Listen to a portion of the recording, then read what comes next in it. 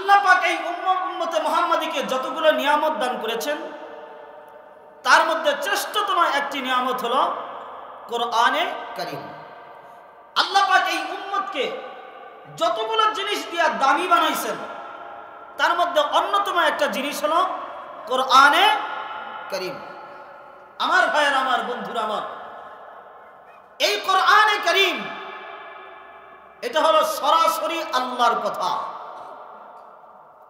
সরাসরি আল্লাহর কথা। এই কোরআনে কারীমের মধ্যে কোনো পরিবর্তন চলে না, চলবেও না। অতীত যুগে শত শত কিতাব এসেছিল, সেই কিতাবের আর অস্তিত্ব পৃথিবীতে নাই। তাওরাত বলেন, জাবুর বলেন, ইনজিল বলেন, বাইবেল বলেন, আরো যত কিতাব বলেন, যত যত সহিফা ছিল, এগুলোর কোনো অস্তিত্ব পৃথিবীতে আর নাই। প্রায় 1500 বছর হয়ে গেল কোরআনে কারীমের নাজিল হয়েছে। আজও পর্যন্ত কোরআনে কারীমের মধ্যে কোনো পরিবর্তন হয় নাই, কিয়ামত পর্যন্ত হবেও না। কথা বলেন ঠিক কিনা? কয় আল্লাহ জানি। তো তারপরে বলার সাথে সাথে তুমি জাহান্নামের দিকে যাচ্ছ কেন? তখন বান্দা কি জবাব দেয় শুনেন। বলবে আল্লাহ, দুনিয়ার হায়াতে আপনার নির্দেশ না মানার কারণে আজকে জাহান্নামী। আজকে বিচারের দিন, আজকে একটা নির্দেশ দিয়েছেন জাহান্নামে যাওয়ার জন্য, এটা যদি না মানি তাহলে জাহান্নামের চাইতে বড় কোনো শাস্তি যদি দেন, এই ভয়ে আপনার নির্দেশকে মান্য করে জাহান্নামে যাচ্ছে। আল্লাহ পাক বান্দাকে ডাক দিয়ে বলবে, বান্দা তাহলে জাহান্নামের ভয় তোমার অন্তরে আছে তো? বলে হ্যাঁ আছে। বলে আমার নির্দেশের প্রতি তোমার সম্মান আছে? বলে আছে। আল্লাহ পাক বলবে, বান্দা আমার এই যে আজকে পরকালীন জগতে আমার নির্দেশকে সম্মান দিলা, জাহান্নামের ভয় তোমার অন্তরে আছে, এই এতটুকু যত সামান্য বিষয়কে আমি উসিলা করে তোমার জীবনের গুনাহকে মাফ করে দিলাম। বান্দা তোমাকে আর জাহান্নামে যেতে হবে না। চলো উদখুলু ফিল জান্নাহ, বান্দা তুমি জান্নাতে প্রবেশ করে ফেলো। যে বান্দাটা দাঁড়িয়েছিল, কি ব্যাপার? ও তো আমার নির্দেশ সম্মান করে জাহান্নামে যাইতেছিল, ওরে মাফ করে দিলাম, তুমি যাও নাই কেন? বান্দা একটা আজীব জবাব দেয়, আল্লাহ আপনার হুকুম মানি নাই বটে, তবে আপনার প্রতি অগাধ বিশ্বাস আমার আছে। যখন আপনি ফেরেশতা দিয়ে জাহান্নাম থেকে আমাকে উঠায় নিয়ে আসছেন, তখনই আপনার প্রতি আমার বিশ্বাস জন্মেছে আপনি আর আমাকে দ্বিতীয়বার জাহান্নামে দেবেন না। সুবহানাল্লাহ বলে। সেই আশাটুকু নিয়েই আপনার দরবারে কাঙ্গালের মতন দাঁড়িয়ে আছি। আপনি না বলেছেন আপনি আরহামুর রাহিমিন, পৃথিবীর সকল দয়াকে একত্রিত করলে আপনার দয়ার 1000 ভাগের 1 ভাগ হবে না। আজকে যদি আমার বাবার সামনে আমাকে আগুনে ফেলা হতো, আমার বাবা তো জীবন দিয়ে হলেও সন্তানকে বাঁচাতো। আজকে যদি আমার মার সামনে আমাকে আগুনে ফেলা হতো, আমার মা জীবন দিয়ে হলেও তার সন্তানকে আগুনে ফেলতো। প্রয়োজনে সে আগুনে ঝাঁপ দেবে, কিন্তু সন্তানকে বাঁচাতো। আপনি না বাবা মার চাইতে অনেক দয়ালু, আপনি রহমানুর রহিম, আপনি আমার প্রতি দয়া করবেন, আমাকে পুনরায় জাহান্নামে দিবেন না। এই বিশ্বাসটুকু নিয়ে ফকিরের বেশে কাঙ্গালের মতো আপনার দরবারে দাঁড়িয়ে আছে। আল্লাহ রাব্বুল আলামিন ডাক দিয়ে বলবেন, বান্দা আমি যে দয়ালু, আমি যে রহমান, আমি যে রহিম, এই যে বিশ্বাসটা তোমার অন্তরের মধ্যে আছে, আমি আল্লাহ রাব্বুল আলামিন তোমার এই যৎসামান্য বিশ্বাসের কারণে দুনিয়ার হায়াতের গুনাহগুলোকে মাফ করে দিলাম। বান্দা তুমিও জান্নাতে চলে যাও। আমার বাবাজিরা, আজকের এই মাহফিল আমার আপনার হেদায়েতের উসিলা হতে পারে না? এই মাহফিলকে আমার আপনার নাজাতের উসিলা হতে পারে না? হতে পারে। এই জন্য আমার যুবক ভাই, বয়ান তোমাদের শোনা বেশি দরকার। যারা মুরব্বী তারা তো আর পাপ কাজ করতে পারে না। কথা বলেন ঠিক কিনা?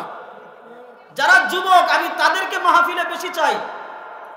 তোমাদের বিষয়ে কথা খুব জরুরি কথা, তোমাদেরকে মাহফিলে আসতে হবে।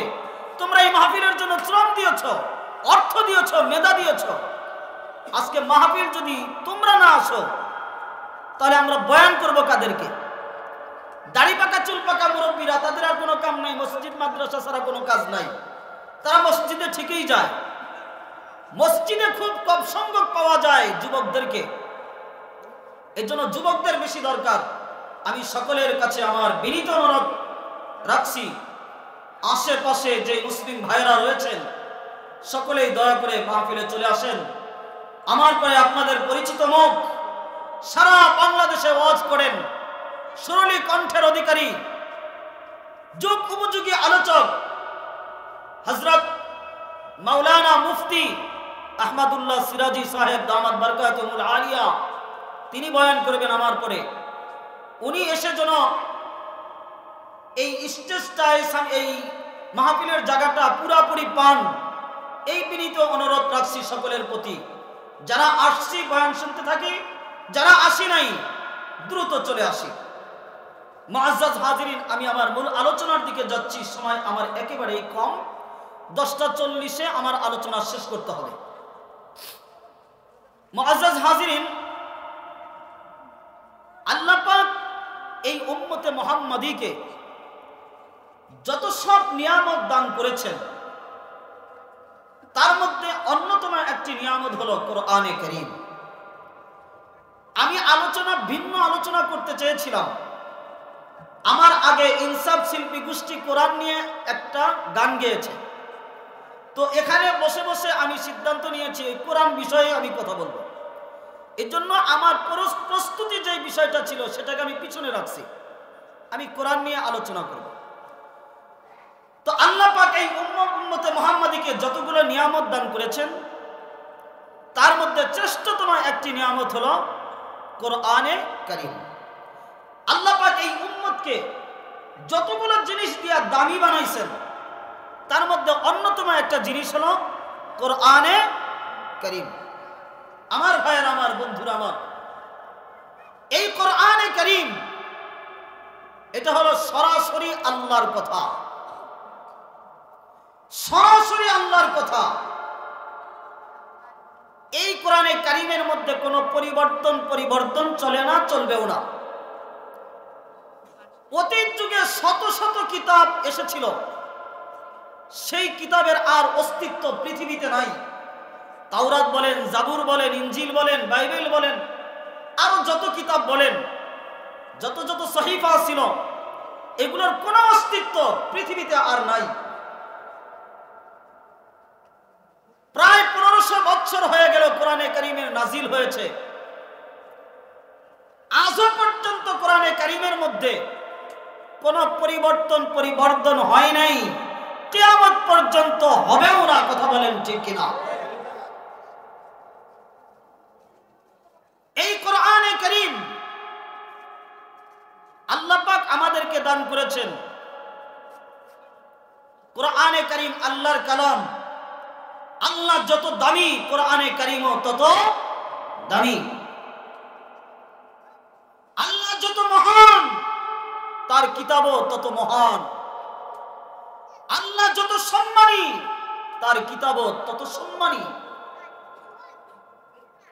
আমার ভাইরা, আমার বন্ধুরা, আমার শুধু এই কিতাবটাই সম্মানী না, এই কিতাবের সাথে যেই জিনিসটা লেগে যায় ওই জিনিসটাও দামি হয়ে যায়। কথা বলেন ঠিক কিনা? এই কোরআনে কারীম নাজিল হয়েছে জিবরিল আমিনের মাধ্যমে। আল্লাহর ফেরেশতা জগতের মধ্যে জিবরিলের চাইতে দামি কোনো ফেরেশতা কেউ নাই। কেন এত দামি হলো? সে কোরআন আল্লাহর কাছ থেকে রাসূল পর্যন্ত এনেছেন। কোরআনের বাহক হওয়ার কারণে, কোরআনের দূত হওয়ার কারণে তার সম্মান বেড়েছে। আমাদের নবীর উপরে কোরআন নাজিল হয়েছে। আমাদের নবীর চাইতে দামি শ্রেষ্ঠ কোন নবী পৃথিবীতে আসে নাই। কেন এত দামি হলেন? সরাসরি আল্লাহর কালাম নবীর উপরে নাজিল হয়েছে, এই কারণে। আমার ভাইয়েরা, আমার পৃথিবীর মধ্যে অনেক দামি দামি শহর আছে, মুসলমানদের কাছে মক্কা আর মদিনার চাইতে দামি কোনো শহর পৃথিবীতে নাই। কথা বলেন ঠিক কিনা? আপনি আমেরিকায় দামি শহরে ঢুকবেন, মাসআলার কিতাব খুলে দেখেন গোসল করা ওযু করা মুস্তাহাব, এই কথা উল্লেখ নাই। আপনি অন্য অন্য দামি দামি রাষ্ট্রে ঢুকবেন, গোসল করা ওযু করা মুস্তাহাব, এই কথা নাই। কিন্তু মক্কা আর মদিনার সীমানার মধ্যে ঢুকতে গেলে মাসআলার কিতাবে এবং রাসূলের হাদিসের মধ্যে পাওয়া যায় গোসল ও ওযু করা মুস্তাহাব। সুবহানাল্লাহ বলেন। এই মক্কা আর মদিনা, কোরআন নাজিল হওয়ার কারণে মক্কা আর মদিনার শহরের দাম আল্লাহর কাছে বেশি হয়েছে। কত দামি! দাজ্জালের ফিতনা সারা পৃথিবীকে চুষে বেড়াবে, কিন্তু দাজ্জালের ফিতনা মক্কা আর মদিনায় ঢুকতে পারবে না। আমার ভাইয়ের, আমার বন্ধুরা, আমার এই কোরআনের ছোঁয়া জিবরিল আমিন পাওয়ার কারণে দামি হয়েছে। কোরআন রাসূলের উপরে নাযিল হওয়ার কারণে সকল নবী রাসূলের মধ্যে তিনি দামি হয়েছেন। কোরআন মক্কা আর মদিনায় নাযিল হওয়ার কারণে মক্কা আর মদিনা সকল রাষ্ট্রের চাইতে দামি হয়ে গেছে। আর এই দামি শহরে হযরত সাহাবায়ে কেরাম জন্ম নিয়েছেন, যার কারণে কোরআন ওয়ালা নবীর সাথে তার সম্পর্ক থাকার কারণে সাহাবায়ে কেরামের দামও সারা দুনিয়ার মানুষের চাইতে বেশি হয়ে গেছে। সুবহানাল্লাহ। হাদিসের মধ্যে আল্লাহ রাসূল ইরশাদ করেন, আমার সর্বনিম্ন একজন সাহাবী, সর্বনিম্ন সাহাবী বুঝেন, রাসূলকে দেখে কালেমা পড়েছে। কালেমা পড়ার পরে আর এক ওয়াক্ত নামাজও পড়তে পারে নাই, নামাজ আসার আগেই সে মারা গেছে। শুধু রাসূলকে স্বচক্ষে দেখে কালেমা পড়েছে, কোনো আমল করতে পারে নাই, এমন অবস্থায় সে মারা গেছে। এই সাহাবীর জীবনে কোনো আমল আছে? কথা বলেন, কোনো আমল আছে? শুধু রাসূলকে দেখছে, কালেমা পড়েছে, মারা গেছে।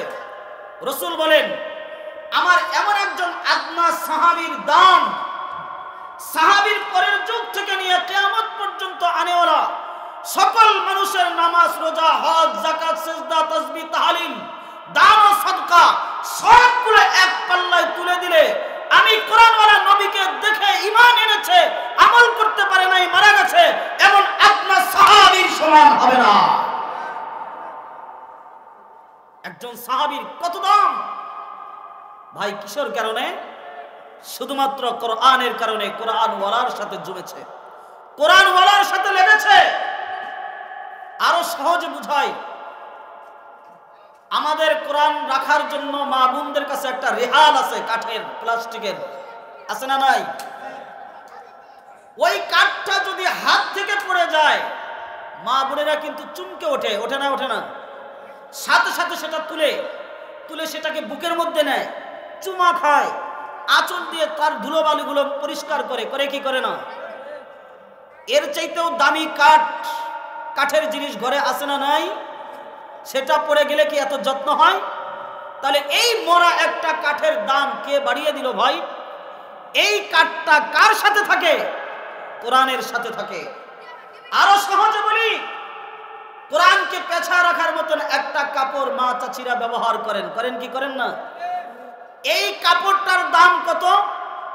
এই কাপড়টা যদি কখনো পায়ের একটা আঙ্গুল লেগে যায়, সাথে সাথে কাপড়টা জড়ায় বুকের মধ্যে ধরে চুমা খায়, কপালে রাখে, পরিষ্কার করে শতবার চুমা খেয়ে আবার কোরআনের সাথে পেঁচায়া দেয়। এই পুরান একটা কাপড়ের দাম এত বাড়ায়া দিল কে? কোরআন।